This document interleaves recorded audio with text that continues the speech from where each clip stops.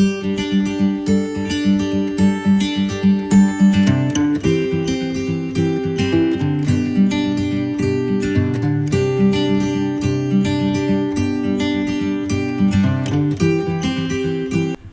sekarang bagaimana caranya kita menggunakan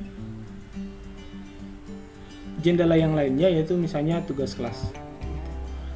Tugas kelas ini kita gunakan untuk kita membagi tugas kepada mahasiswa, bisa dalam bentuk tugas biasa, bisa juga dalam bentuk kuis. Misalnya kita ingin memberikan tugas kepada mahasiswa dalam bentuk tugas biasa, berarti kita masuk ke sini, kita buat. Nah, sini nanti ada kata tugas, ada tugas kuis. Kalau tugasnya tugas biasa, berarti kita klik aja tugas. Lalu kemudian silakan kita tulis judul tugas yang ingin kita berikan kepada mahasiswa. Misalnya judul tugasnya adalah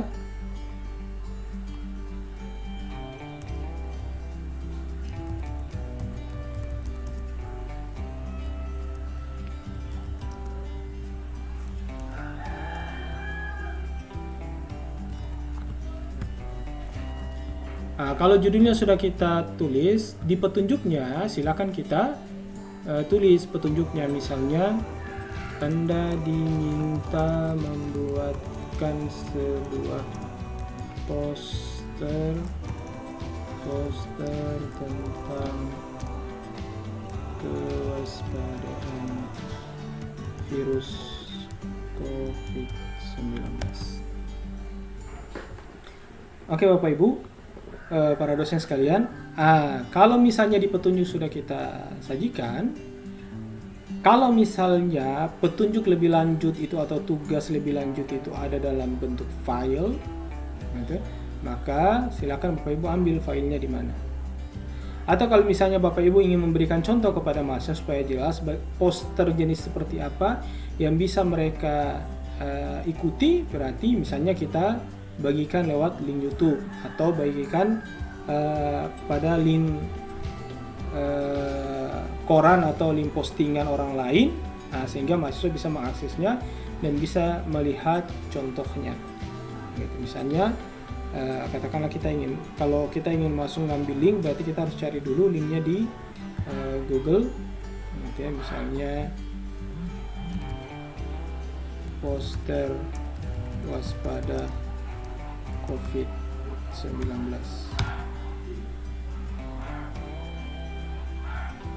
Misalnya kalau dia dalam bentuk gambar, katakanlah contohnya kayak begini, atau seperti ini.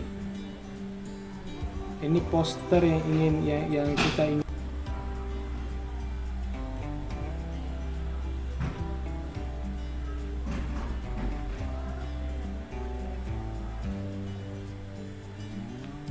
Ya, masuk ke linknya, kita copy linknya, kemudian kita masukkan linknya itu di tugas kelas.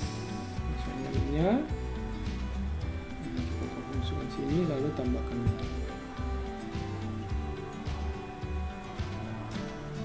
Ini linknya, tinggal kita tambah saja. Misalnya di sini di petunjuknya, Anda diminta membuat sebuah poster tentang kewaspadaan virus ini seperti contoh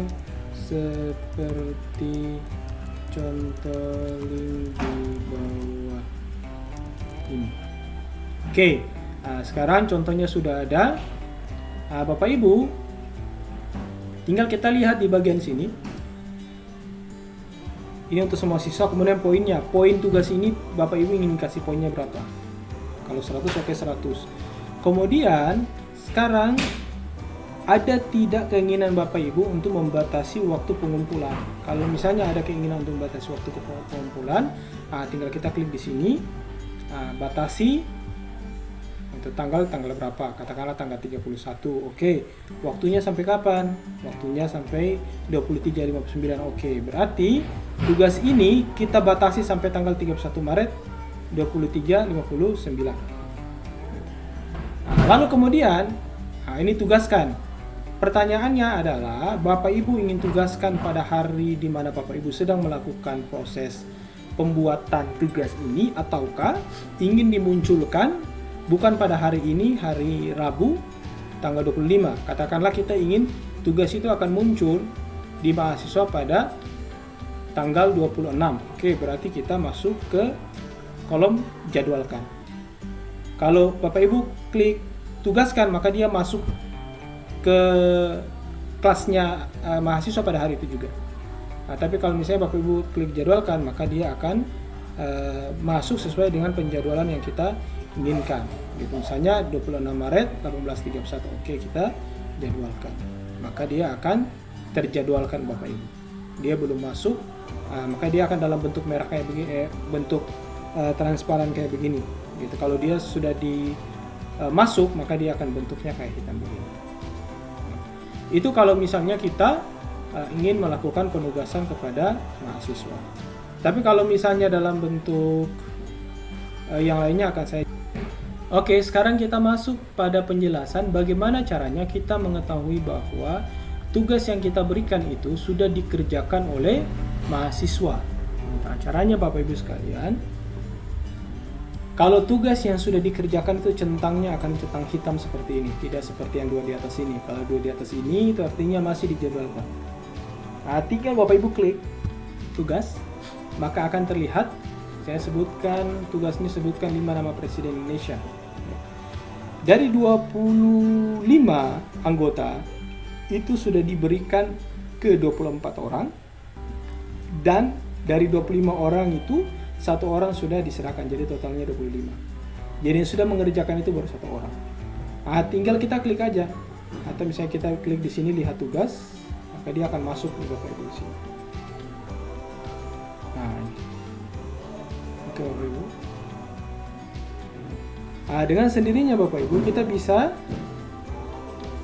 langsung mengecek hasil tugas yang diberikan oleh mahasiswa.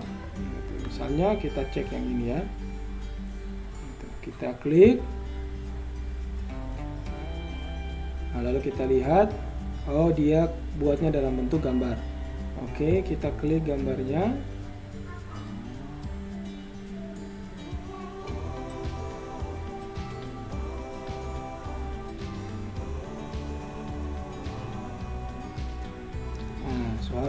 Ya, oke, kalau kita anggap jawabannya benar, berarti sini kita kasih 100.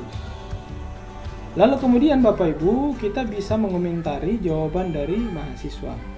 Gitu misalnya, oke, jawaban Anda betul. Lalu posting. Nah, ini adalah media komentar pribadi antara dosen dengan mahasiswa.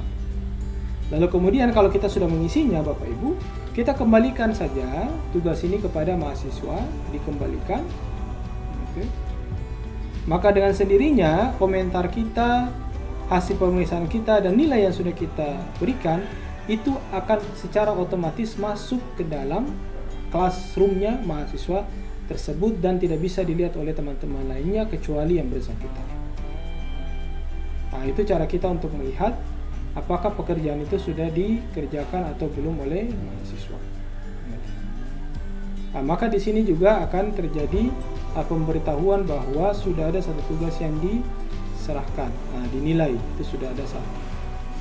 Nah, sementara kalau kolomnya kayak begini Bapak Ibu, itu artinya mereka belum mengembalikan tugas yang seharusnya mereka kerjakan.